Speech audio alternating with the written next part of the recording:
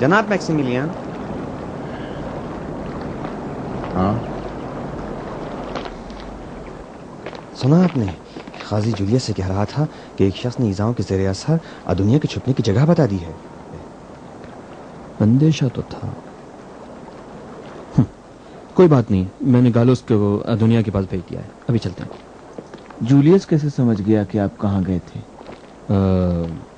یقیناً کسی کو میری جاسوسی پہ لگا رکھا ہے. آپ کے خیال میں وہ کتنا جانتا ہے؟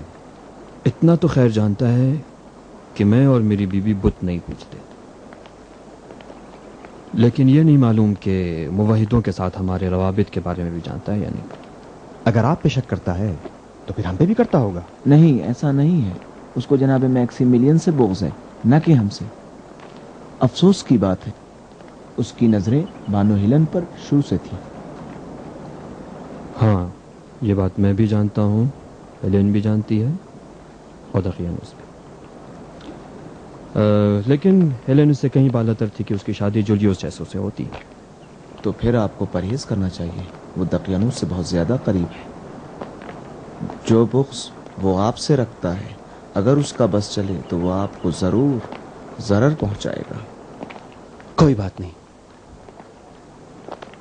اس کے پاس ہمارے خلاف کوئی ثبوت نہیں ہے, اور خدا نے چاہا تو آئندہ بھی کوئی ثبوت نہیں ہوگا. پتہ ہے, مجھے جناب دقیانوس سے اس سے بھی کہیں زیادہ سخت رویے کی امید تھی. وہ جب تک مجبور نہ ہو ایسا نہیں کرے گا. وہ خوب جانتا ہے کہ فیلاڈلفیا میں اس کی حکومت اسی وقت تک ہے جب تک ہمارے والدوں کی حمایت حاصل ہے, اور اسی مقصد کے لیے شہنشاہ سے ہم لوگوں کو مشیر کی حیثیت سے مانگ رکھا ہے. جناب فرماندار, اجازت دیجیے. آپ کی حکومت کی بنیادوں کو مناسب یا نامناسب فیصلہ کرنے والے مستحکم یا متزلزل بنا سکتے ہیں. میکسیمیلین آپ کا داماد ہونے کے علاوہ روم کی مجلس اعلیٰ کے نمائندے مارسیلس کا بیٹا بھی ہے. در حقیقت شہنشاہ کے قریب ترین دوستوں میں سے. اس کے بارے میں فیصلہ کرنا بہت مشکل ہے. ہاں سمجھتا ہوں, لیکن اس کی ضد کی وجہ سے ممکن ہے دوسرے بھی گستاخ ہو جائیں. اس کی جانب سے اگر خطرہ محسوس کروں تو اسے ایک لمحے کی بھی فرصت نہ دوں. فی الحال اس کی ضرورت ہے.